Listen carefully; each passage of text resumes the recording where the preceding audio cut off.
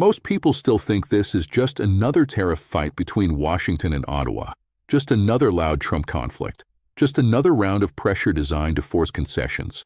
But that reading misses the real danger completely, because Trump may have just hit the one industry the United States cannot cleanly separate, cannot easily punish, and cannot untangle without hurting itself. And that industry is the North American auto system now. Here is the problem. When people hear the word tariffs, they imagine a border tax, a political threat, a negotiation tool, something visible and simple. But the auto industry is not simple at all, because a vehicle assembled in North America is not really American, Canadian, or Mexican in the old clean sense. It is part of an integrated manufacturing organism with engines, components, aluminum, steel, electronics, logistics, compliance rules, and cross-border timing all tied together, which means the real damage does not begin when the deal collapses. The real damage begins when companies stop trusting the system enough to make the next decision, and this is where the story changes. Because Trump's biggest Canada mistake may not be legal, symbolic, or even diplomatic. It may be industrial, and that is much more dangerous, because you can posture against another government, you can threaten another prime minister, you can try to force a better headline. But once you inject uncertainty into the most interconnected production chain on the continent, you are no longer just pressuring a rival. You are pressuring the machinery that keeps your own factories moving. What most people miss is that the North American auto industry is built on predictability, not just cost. And predictability is now exactly what is breaking down. Because the moment executives believe the rules may change, the moment tariffs may expand, the moment rules of origin may tighten, the moment political threats may become policy, capital starts freezing, orders slow down, suppliers hedge, expansion plans pause, hiring weakens, and the bill starts arriving long before the public sees a dramatic collapse. That is why Windsor matters so much in this story. Because Windsor is not just another Canadian city. It is one of the clearest symbols of how deeply the U.S. and Canadian industrial bases are tied together. And Reuters has already shown businesses their stalling activity because of trade deal jitters and tariff threats, which means this is not theoretical anymore. This is already entering the real economy, not through a spectacular breakdown, but through hesitation, lower demand, training slowdowns, weaker housing conditions, and the psychological shift that happens when companies no longer know what the next policy environment will look like on paper. Trump's strategy looks straightforward: pressure Canada, extract concessions, raise leverage, show strength, dominate the negotiation, but in practice the auto sector does not respond like a clean political target, because the more uncertainty Washington creates, the more it destabilizes a continental system that American manufacturers themselves depend on. And that is why this may be a strategic miscalculation, not a clean win. The reason is simple. Autos are not just one more export category. They are one of the most integrated sectors in all of North America. And once a component crosses borders multiple times before final assembly, once plants depend on synchronized logistics and compliance rules, once pricing assumptions are built around stable trade architecture, any shock in that system spreads wider than the original political intention, which means Trump may think he is targeting Canada, while the actual impact keeps moving through U.S. assembly lines, supplier networks, and consumer prices. And this is where the USMCA becomes the hidden mechanism, because the agreement is not just a treaty sitting in the background.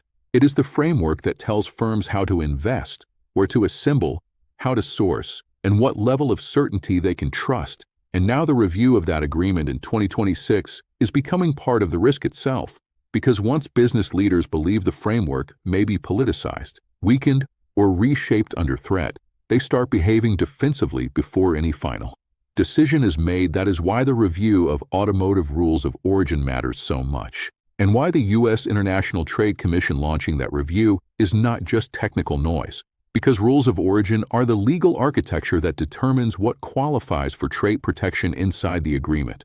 And if those rules become more contested, more politicized, or more expensive to satisfy, then the system does not merely get tougher, it gets less investable. In other words, Trump does not need to tear up the agreement tomorrow to do damage today, and that is the hidden part, because the real mechanism is uncertainty plus complexity, not just formal rupture. And once that uncertainty enters an industry this integrated, companies do what rational companies always do. They delay, they hold cash, they slow commitments, and they pass on risk wherever they can. Now think about what that means in human terms. Because this is where a lot of geopolitical analysis fails. It talks like this. Is all abstract statecraft. But it is not. It becomes wages, overtime, supplier contracts, technical training, local tax revenue, dealership pricing, and factory confidence. And that is why a place like Windsor becomes so important, because when activity slows there, you are looking at the front line of a continental industrial stress signal. At first glance, some people might say, fine, that still hurts Canada more than it hurts the United States. And in some areas that may be true in the short term, but that is not the full game, because the U.S. auto system is not insulated from Canadian disruption, and the more tightly integrated the supply chain, the harder it is to weaponize one part without contaminating the rest, which means the stronger country can still create pain. But pain is not the same as control, and that distinction matters. The bigger problem is that once firms stop believing North America is a stable production platform, they do not simply wait forever, they begin redesigning assumptions, and maybe they do not leave overnight. Maybe they do not announce a dramatic exit, but they trim exposure, diversify sourcing, delay expansion, recalculate model economics, and demand higher margins for policy risk.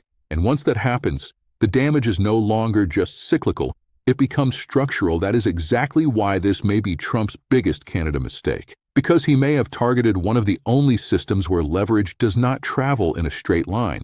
It ricochets, and it ricochets through plants, parts, metals, cross-border timing, and investor confidence. And the result is that even if the White House believes it is pressuring Ottawa, the economic machine starts charging everyone inside the network, and that includes the United States. Because American consumers do not live outside this system. American automakers do not live outside this system. American suppliers do not live outside this system. And once costs rise, delays build, or sourcing becomes more complicated, those effects do not stop neatly at the border. They show up in production schedules, input prices, vehicle costs, and broader inflationary pressure inside the U.S. economy. Now here is why this story is bigger than tariffs. Because tariffs are visible, but system uncertainty is invisible until the cost accumulates. And invisible damage is often the most dangerous kind, because politicians can still claim toughness while companies silently retreat into caution, and by the time the public sees the full effect, the capital has already been delayed. The plant decision has already been reconsidered. The model allocation has already shifted, and the industrial momentum has already weakened. Brookings has already pointed to the way renewed tariff pressure and renegotiation risk are increasing costs and uncertainty for the auto industry. And that matters because auto manufacturing is one of the sectors least able to absorb endless political improvisation.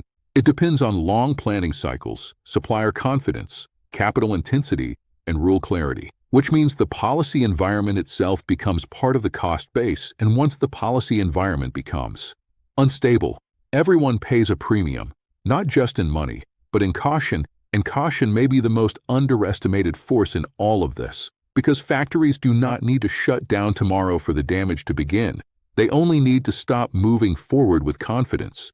And once expansion becomes hesitation, once hesitation becomes delay, and once delay becomes a normalized operating posture, growth starts disappearing without a dramatic headline. That is why automotive news framed the real fight as saving the USMCA logic itself, not just tweaking tariff remission, because everyone inside the system understands something the public often does not. This industry works when the framework is trusted, and it becomes fragile when the framework is treated like a rolling political weapon. The real issue is not whether Trump can create pain. Clearly he can. The real issue is whether he is creating the kind of pain that strengthens U.S. leverage or the kind that simply makes the entire North American auto platform less efficient, less investable, and less competitive. And if it is the second one, then this is not a show of strength. It is a self-inflicted weakening of the industrial base the United States says it wants to defend. That is the paradox at the center of this entire story. Because the administration can argue it is fighting for American industry, while simultaneously raising the risk premium on one of the most integrated industrial ecosystems America has. And once that contradiction becomes visible, the whole strategy starts to look different because what seemed like targeted pressure begins to resemble structural disruption, and this matters because the auto sector is never just about cars. It is about metals, transport, industrial labor, technology supply, regional economies, dealer networks, tax bases, and household budgets. Which means when you destabilize autos, you are not shaking one market. You are shaking a cluster of connected systems that touch millions of economic decisions in the short term. The headlines still make this look like Trump versus Canada. But in the medium term, the deeper story may be Trump versus the industrial logic of North America itself. And that is a much more serious contest because supply chains do not obey rhetoric. Factories do not run on speeches. And investors do not commit billions on the basis of political improvisation. So, when people ask what Trump's biggest Canada mistake was, the answer may be that he did not just pressure a neighboring country. He hit the one industry America cannot cleanly disentangle. The one industry where uncertainty is its own form of damage. The one industry where the cost begins before the law changes, before the treaty breaks, before the crisis becomes obvious. And once you understand that, the whole story stops being about one tariff dispute and starts becoming a warning about how easily a political strategy can destabilize the industrial system it claims to protect. And that is why this story matters far beyond Ottawa, far beyond Windsor, and far beyond one review cycle. Because if the U.S. turns the auto system into a zone of permanent trade anxiety, then the price will not be paid only in diplomacy. It will be paid in delayed investment, weaker competitiveness, more fragile supply chains, higher costs, and a quieter form of industrial decline that arrives piece by piece until everyone finally realizes the damage had started much earlier than they thought. So the real question is not whether Trump can hit Canada. The real question is whether he has already hit the one industry America itself cannot afford to destabilize. And if that is true, then this may turn out to be one of the most expensive strategic mistakes in the entire U.S.-Canada trade confrontation, because once confidence breaks inside a system this integrated, getting it back is far harder than losing it in the first place.